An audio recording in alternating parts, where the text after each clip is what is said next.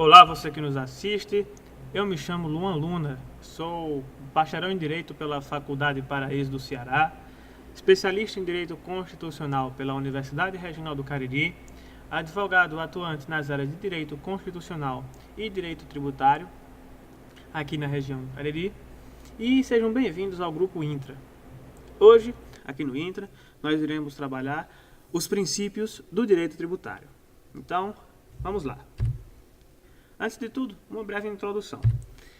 Os princípios são normas jurídicas dotadas de poder coercitivo. Então, há algum tempo atrás, havia um embate na dogmática jurídica a respeito da coercitibilidade ou não do princípio como norma jurídica. Os princípios, têm uma natureza normativa diferente das regras. As regras são comandos de DVC, que funcionam basicamente na regra no jogo do tudo ou nada. Ou uma regra é aplicável, ou uma regra não é aplicável. Então, elas são prescrições de condutas, de fazeres que encerram algum objetivo. Os princípios são diferentes porque eles são cláusulas abertas, geralmente dotadas de grande generalidade, que são aplicáveis aos casos conforme o caso concreto e conforme uma ponderação, um equilíbrio entre um princípio e outro. É possível, num caso concreto, que um determinado princípio ceda lugar a um outro princípio. Então, os princípios têm essa possibilidade de coexistência pacífica dentro de uma mesma relação jurídica e até de mitigação dentro de uma mesma relação jurídica, coisa que as normas, regras, não possuem. Então, como eu havia falado, havia um debate na dogmática jurídica acerca de os princípios serem ou não serem plenamente coercitivos, serem realmente normas jurídicas, e não apenas comandos normativos abstratos que determinam algumas intenções do legislador quando da construção do ordenamento jurídico. Hoje isso foi totalmente superado. As normas princípio têm total força coercitiva, como qualquer outra norma jurídica. A nossa Constituição da República é repleta de normas princípios em todo o seu texto. Mas, afinal, o que diferencia realmente a norma princípio da norma regra? A norma princípio, ela comanda um estado final de coisas a ser atingido. Ela comanda a um final. Ela tem um objetivo finalístico imediato. Enquanto que a norma regra, ela comanda um fazer. Ela comanda as ações que as pessoas, os administrandos, os jurisdicionados, os contribuintes e até mesmo a própria administração pública têm que seguir. Além do que, as normas princípio, elas têm um certo grau de abstração, precisam ser verificadas no caso concreto, enquanto que as normas regras, elas podem vislumbrar o seu âmbito de aplicação apenas pela própria leitura do dispositivo da espécie normativa. Um exemplo. A Constituição da República diz que o mandato do presidente da República vai começar no dia 1º de janeiro do ano seguinte à sua eleição. Ele toma posse no dia 1º de janeiro. Não existe como avaliar essa norma de outra maneira, senão a consequência. Dia 1º de janeiro, data da tomada de posse do presidente da República quando ele assume após a eleição. Essa é uma norma regra. Não existe possibilidade de ser afastada ou de ser aplicada com ponderação. Vai ser aplicada ou não vai ser aplicada. E ponto. Uma norma princípio é o exemplo do devido processo legal. O que é, na verdade, o devido processo legal? É possível afirmar abstratamente o que é o devido processo legal? É preciso dizer como o devido processo legal vai se aplicar? Faz-se necessária a análise do caso concreto, a análise da legislação, do ordenamento jurídico, dos comandos jurisprudenciais, tudo isso destinado a aclarar o conceito de devido processo legal. Eu não preciso ir até a jurisprudência, até a doutrina, para saber que o presidente da República toma posse no dia 1º de janeiro do ano seguinte à sua eleição. Basta a própria leitura da espécie normativa, isso é muito claro. Mas, quando se trata de norma princípio, isso não acontece. É preciso analisar o princípio dentro de todo o ordenamento jurídico, dentro de toda a construção doutrinária, dentro da própria construção jurisprudencial. Então, essa é a diferença entre norma princípio e norma regra. Hoje nós estamos trabalhando normas de direito tributário que recebem o nome de princípio, mas na verdade algumas delas têm a feição até de regra. No decorrer do nosso curso, do nosso módulo, eu vou procurar identificar, gente, essa norma aqui chama princípio, mas na verdade é uma norma regra. Então, vamos ficar atentos a isso, certo? No âmbito do direito tributário, juntamente com as imunidades tributárias, os princípios tributários constituem limitações ao poder de tributar, ou limites do poder de tributar. O poder de tributar, o poder de exigir uma prestação pecuniária ou a qual em dinheiro se possa exprimir através de uma atividade que não constitui sanção ilícita, enfim, exigir a prestação tributária é uma consequência da soberania estatal. Então, o ente estatal possui um poder de exigir de maneira obrigatória, coercitiva, naturalmente, que os contribuintes paguem os tributos. E essa exigibilidade, essa força que o Estado tem, a história do direito nos diz, já causou prejuízos aos particulares. Muitas revoluções sociais, muitas revoltas se iniciaram justamente por questão tributária. É exemplo apenas a Revolução Americana, a qual o estopim foi o excesso da taxação sobre o chá, que levou a uma revolta em Boston, nos Estados Unidos, e a população extremamente descontente com os grandes impostos, não só apenas o imposto do chá, mas os grandes impostos, os grandes tributos cobrados pela coroa inglesa, as ruas se manifestou, organizou-se e começou o processo revolucionário americano. Então, o poder de tributar, o poder de o Estado entrar no nosso patrimônio, na nossa liberdade individual e exigir que nós façamos alguma coisa, é um poder muito grande, um poder que precisa ser limitado. E a norma constitucional, ela serve justamente para isso. A Constituição tem um caráter dúplice, ela serve para organizar o Estado e para garantir direitos fundamentais. A Constituição, dentre esses direitos fundamentais, garante certas proteções do poder de tributar. O Estado, ele fica limitado por normas constitucionais a praticar certas condutas, exigir certos tributos, fazer determinadas coisas que a Constituição garante como patrimônio individual de cada um dos contribuintes. Então, a doutrina divide esses limites do poder de tributar em dois institutos, em dois sistemas: as imunidades tributárias e os princípios de direito tributário. Esses são os grandes limites do poder de tributar. Além, é claro, da própria divisão de competências tributárias, que quer queira, quer não, serve como um princípio, serve como um limite do poder de tributar. Mas, classicamente, tradicionalmente, as imunidades tributárias e os princípios tributários constituem as grandes limitações ao poder de tributar. Certo? Os princípios do direito tributário constituem verdadeiras cláusulas pétreas, não estando sujeitos a supressões pelo poder constituinte reformador. Ou seja, como eu falei, o poder de tributar é um poder muito forte. O poder que o Estado tem de exigir do contribuinte o pagamento de uma prestação pecuniária, o pagamento de tributo, é realmente muito forte. É uma entrada no patrimônio de cada indivíduo de maneira muito severa. Então, os limites ao poder de tributar, sejam eles a imunidades ou sejam eles os princípios do direito tributário, constituem cláusulas pétreas, constituem um núcleo duro da nossa Constituição. Não podem ser suprimidas por emenda à Constituição. Fazem parte do nosso patrimônio jurídico individual mínimo, são direitos e garantias fundamentais consagrados pela Constituição.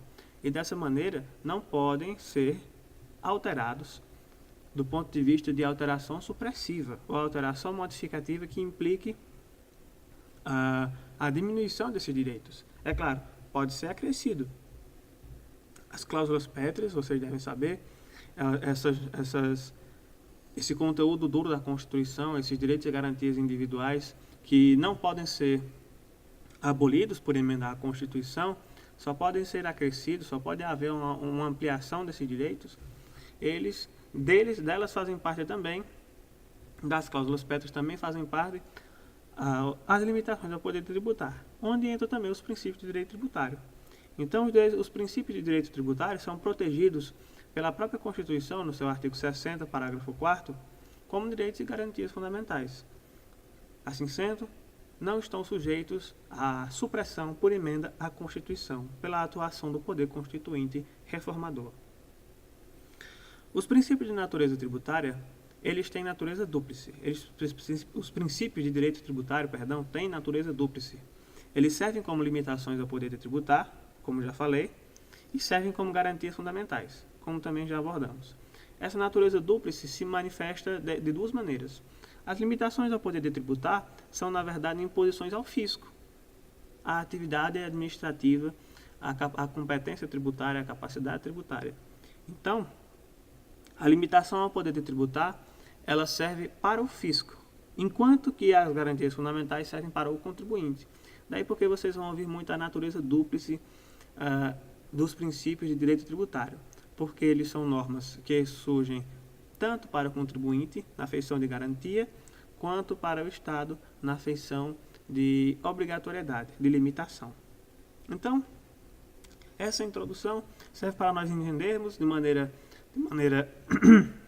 didática a natureza dos princípios, o âmbito de atuação dos princípios como limitações ao poder de tributar, juntamente com as imunidades tributárias, a compreensão dos princípios como cláusulas pétreas na norma constitucional, não sujeitas, portanto, a supressões, e a natureza dúplice dos princípios de direito tributário, que servem tanto para limitar o poder do Estado, quanto para garantir direitos aos contribuintes. Vamos passar adiante.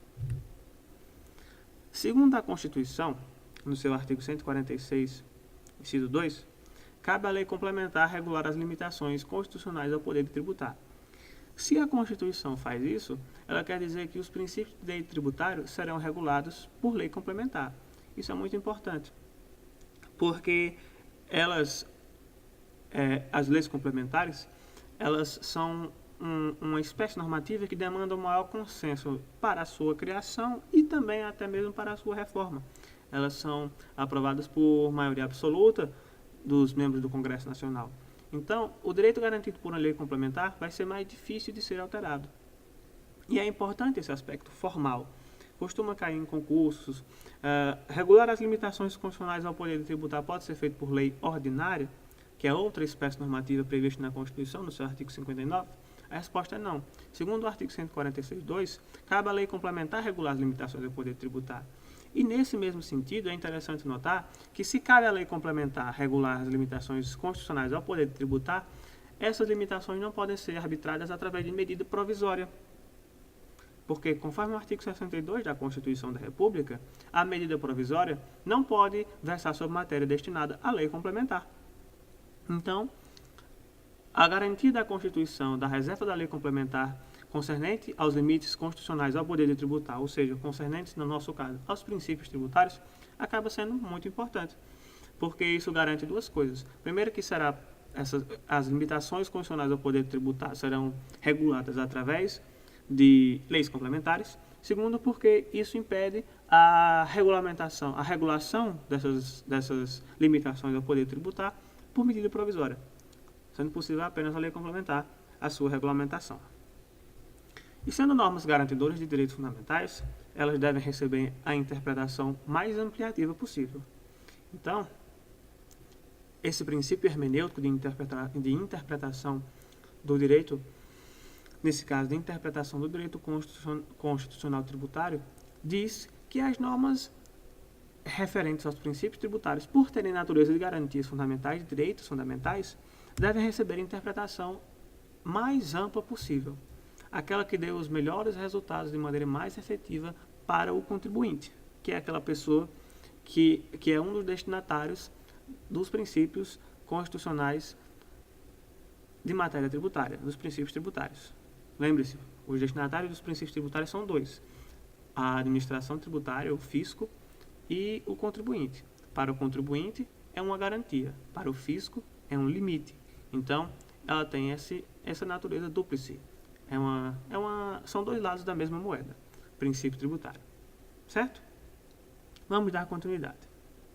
Seguindo, então, agora nós iremos abordar os princípios do direito tributário em espécie, passando por aqueles princípios reputados mais importantes, mais interessantes para o nosso módulo. Primeiro, o princípio da anterioridade tributária. O princípio da anterioridade tributária também é conhecido como princípio da não surpresa. O seu objetivo é proteger o contribuinte da ação estatal. Lembre-se, os princípios do direito tributário são limites ao poder de tributar.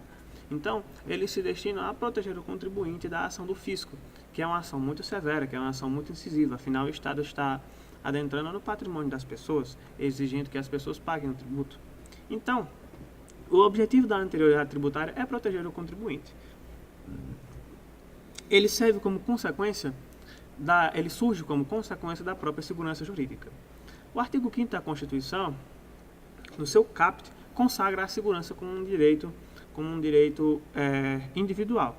Ele diz: todos são iguais perante a lei, garantindo aos brasileiros e aos estrangeiros residentes no país a inviolabilidade dos direitos à vida, à liberdade, à propriedade, à segurança. Então, a segurança é um dos direitos garantidos pelo caput do artigo 5º da Constituição. São eles, basicamente, os direitos referentes à segurança. Eles não são apenas os direitos à segurança pública, como nós pensamos. Eles são direitos que envolvem a segurança da maneira mais ampla possível. Então, um dos direitos da segurança é a segurança jurídica.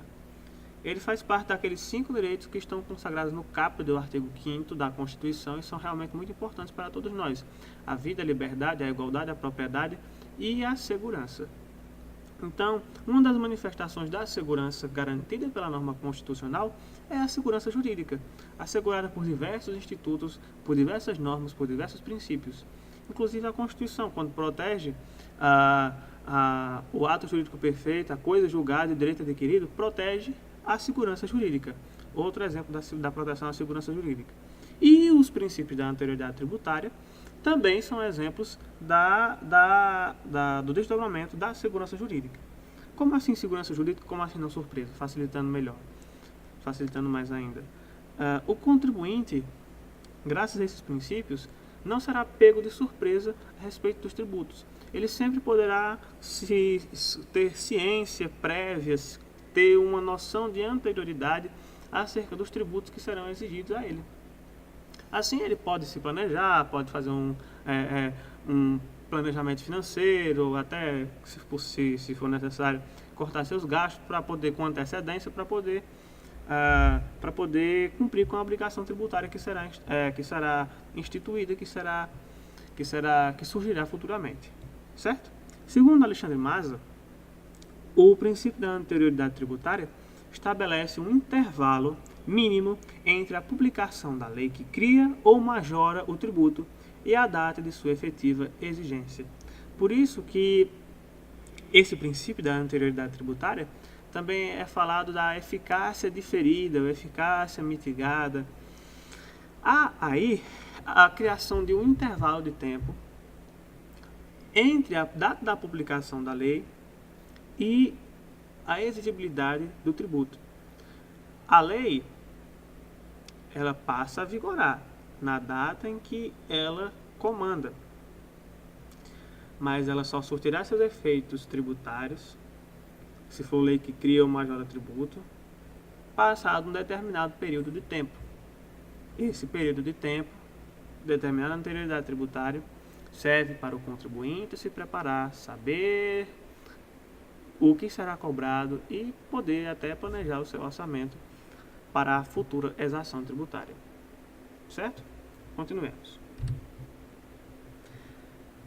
A previsão normativa do princípio da anterioridade tributária se encontra no artigo 150 da Constituição da República. Leamos.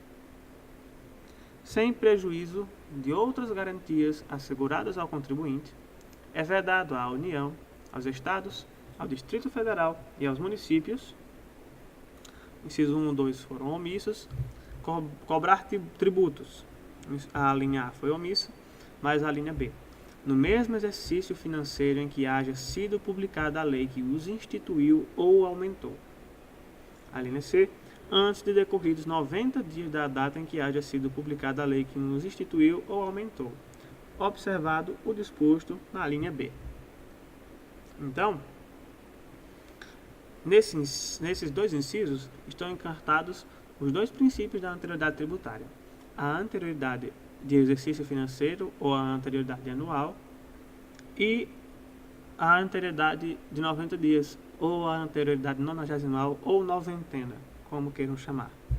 É interessante, apenas a título de curiosidade e nota histórica, que essa garantia da anterioridade tributária substituiu uma garantia prevista na antiga Constituição de 1946, que é a exigência de previsão de cobrança do tributo no orçamento prévio, da lei orçamentária prévia.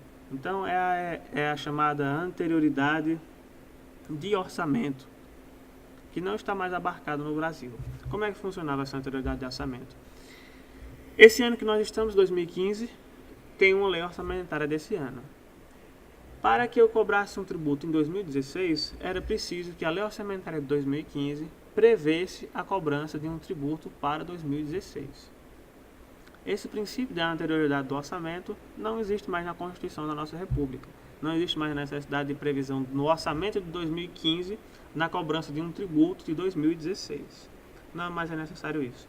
Hoje, nós temos a garantia da anterioridade anual, ou a anterioridade de exercício financeiro, e a garantia da anterioridade nonagesimal. Nós iremos falar sobre elas duas.